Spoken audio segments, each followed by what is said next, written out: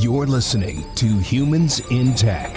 Our podcast explores today's most transformative technology and the trends of tomorrow, bringing together the brightest minds in and outside of our industry. We unpack what's new in physical access, identity verification, cybersecurity, and IoT ecosystems.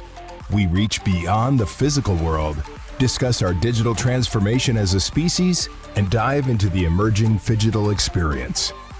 Join us on our journey as we discover just how connected the future will be and how we will fit into that picture. Your host is Lee Dow, VP of Global Marketing at Identiv. Thanks for listening. Today's topic is a fun one, crypto crimes, which has increasingly become a growing concern in our high-tech digital world.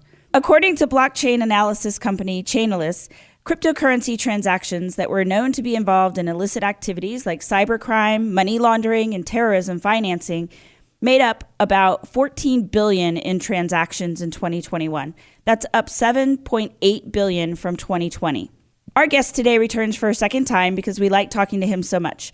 Todd is a journalist at SecureWorld News covering cybersecurity. He's written many articles like Top 10 Data Breaches of All Time, which we talked about in a prior Humans in Tech episode. Holiday season cyber threats, trends for retail hospitality industries, and new record, darknet markets are booming, and so many more. For 20 years, SecureWorld has been tackling global cybersecurity issues and sharing critical knowledge and tools needed to protect against ever-changing threats.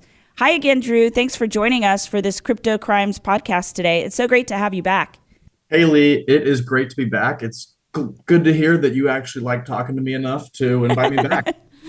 Yeah, we had such a fun conversation last time. This is definitely a good series. So for first-time listeners, can you give a really quick summary of how you ended up as a journalist covering cybersecurity in such a fast-paced world of cybersecurity and tech? Yeah, so I think like a lot of people who have found themselves working in the cybersecurity industry, it's not necessarily a career path that you set out on. For me, I graduated from college in 2020, right at the beginning of the pandemic, and I graduated with a degree in economics and had no idea what I wanted to do with that. And I found my way to SecureWorld, and I started working, kind of doing some marketing things at first as really just an intern. And then my role evolved after about a month being there. I was asked if I could do some writing and do some articles for the company. And it's been 2 years since then, and I've just been covering cybersecurity stories ever since. So I guess the people that are reading my stuff must like it if I'm still doing it after 2 years. Well, we like it. Yeah, thanks.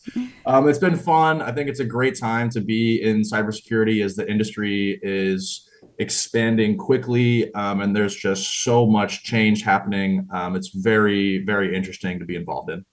So what exactly are crypto crimes? And maybe you can explain some of the terms associated with crypto crimes, like crypto jacking or crypto mining. You know, whenever I talk to people who don't really understand crypto, like they have this vision of like people actually like in their basement mining, like they don't really understand what these terms mean. Yeah, so I mean, I would say that crypto crimes is a really broad term. It can be applied to really any type of crime related to cryptocurrency. So starting with some terms like crypto mining and crypto jacking. Crypto mining is, sort of, you could get the picture of somebody hiding in their mom's basement, mashing buttons on a computer is sort of the image you get, but it's really just the computers doing all the work. So crypto mining is the process of verifying transactions related to cryptocurrencies. Transactions have to be legitimized by miners for completion by solving number puzzles with mining computers, and then the mining process results in cryptocurrency for the user. That sounds a little complicated, but it's essentially just computers solving digital puzzles and earning cryptocurrency. Unfortunately, this process requires a whole lot of energy, and since crypto has taken off in popularity in the last couple of years, the environmental effects have been a little bit concerning, and some countries like Sweden are already calling for the ban of crypto mining because of this.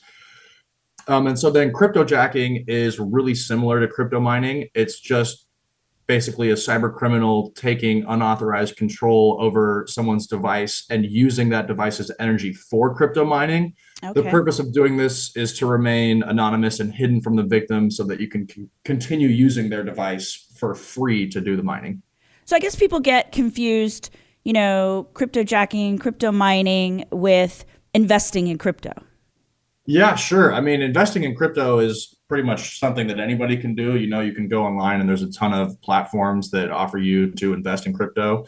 And that's a legitimate transaction. If you're using a verified website and using your own money to purchase cryptocurrency, then that's totally legit.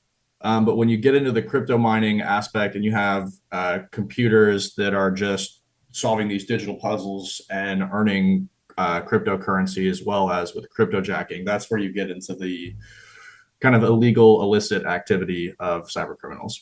Well, probably the biggest story lately surrounding crypto crimes is Sam Bankman-Fried or Fried. I don't even know the correct pronunciation of his last name, but AKA SBF, the founder of failed crypto exchange FTX. And he was recently arrested in the Bahamas, and I believe he's been extradited back to the United States. Can you fill us in a bit on this case and how SecureWorld has covered it? Yeah, so there is a lot to unpack in this case. Well, wait, is it Bankman-Fried or Fried, or did I say neither one of those correctly? I think it's Freed. I'm thinking Fried. I Okay. could be wrong though. Who but it's ironically really- is not free right now. yeah, right. It's basically just a whopper of a case study that everybody can learn from. And so the story is really centered around FTX and SBF's financial fraud related to crypto. And so they had a ton of kind of wrongdoings with their business practices that resulted in fraud. But there were a ton of security concerns related to that story that came to light after the collapse. And so some of the things that I've read about, you read them and you have to read it again because you're like, there's no way that this multi-billion-dollar company that is like sponsoring the Miami Heat's home arena is doing these things like behind doors. And so some of the things that I've read about, it's like that they had no appropriate security controls with their digital assets. So SBF controlled all the access to the assets, which involved using an unsecured group email. Another thing that I read about was that about $740 million in cryptocurrency was placed into cold wallets. And so cold wallets being the digital crypto wallets that are not connected to the internet. And so it's not that that's necessarily illegal. It's kind of just like, why are you trying to hide $740 million in cryptocurrency? And that's only a small fraction of what they had under management. Another piece that came out was that at the time that they filed for bankruptcy, there was 372 million in unauthorized transfers, and it's still kind of unclear whether that was due to a hack or an inside job. That money's kind of just floating out there right now. And then these next two things that I'm going to say, you just have to laugh at because you can't believe that it's real. So it's been reported that SBF used chat apps that auto delete messages and encouraged employees to do so, essentially hiding any evidence, any incriminating evidence that there could possibly be. And then the other thing was that their payment requests were done through a chat platform and they were approved with